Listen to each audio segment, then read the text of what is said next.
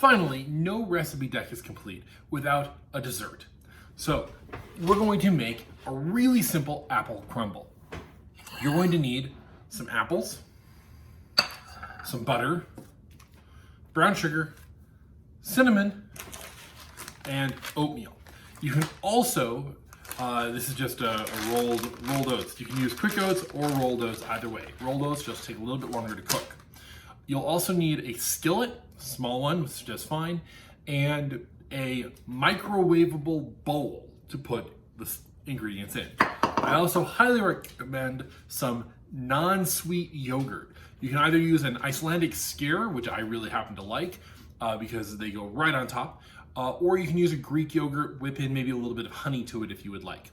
If you want something a little sweeter, you can add whipped cream or ice cream to this. So let's go ahead and get started. You're gonna begin with your apples.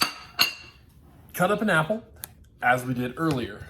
My pieces here are a little bit bigger than I think I want, so I'm just gonna slice it down a hair.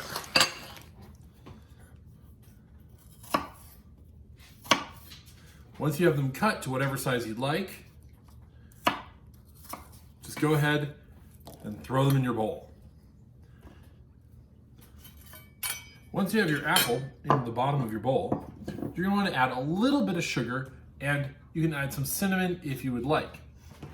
The amount of sugar that you need is going to depend upon the size of your container. If you're using a larger thing to make something for your family, you'll want more sugar.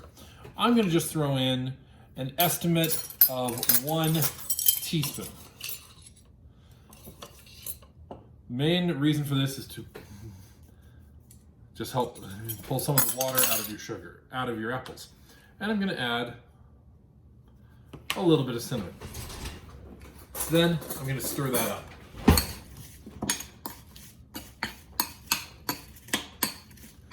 Now, if I was cooking a different kind of fruit, I would probably leave it here.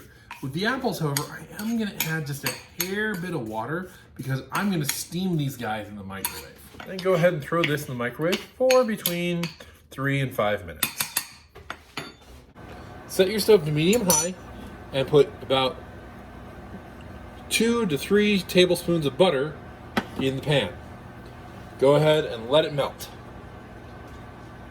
You only need a couple of tablespoons of brown sugar. So wait for the butter to be totally melted, and then just go ahead and add your sugar.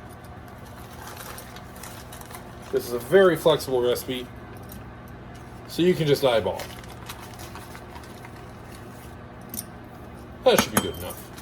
Stir the sugar into the butter. If you want to, you can add a little bit of cinnamon. Once the sugar is thoroughly mixed into the butter, we're going to take our oats and we're going to add about a half cup of oats.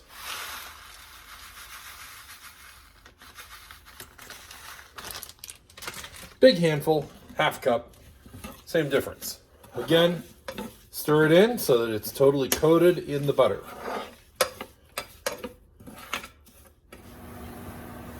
All right, you want to cook your oats until they are done and beginning to take on the color of a slight tan.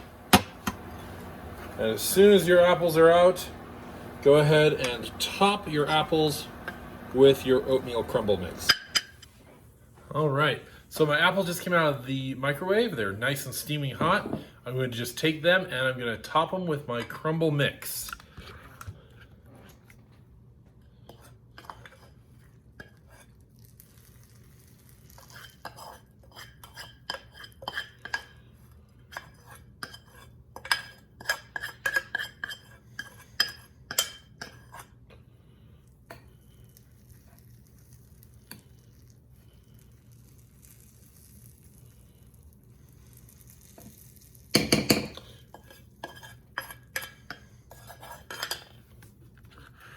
I'm going to give that a minute to cool down, about 2-3 minutes to cool down. The crumble mix will solidify because the butter will cool and actually rejoin the pieces together so that we have a more of a solid top. And then we're just going to top that with a little bit of yogurt.